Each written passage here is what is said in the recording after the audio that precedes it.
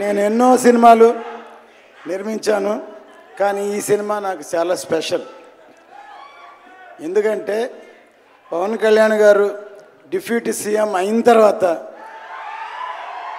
Release అయ్యే మొట్టమొదటి cinema కాబట్టి నాకు ఈ సినిమా ఎంతో స్పెషల్.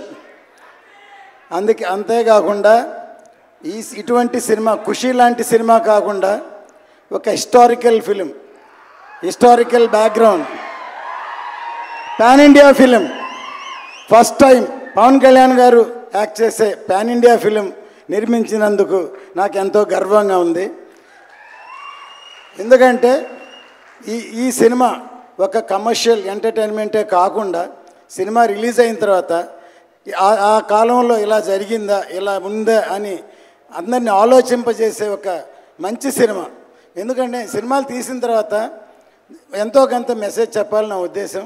ఈ సినిమా ఖచ్చితంగా పవన్ కళ్యాణ్ గారి విశ్వరూపం ఈ సినిమాలో చూస్తారు. జై హింద్.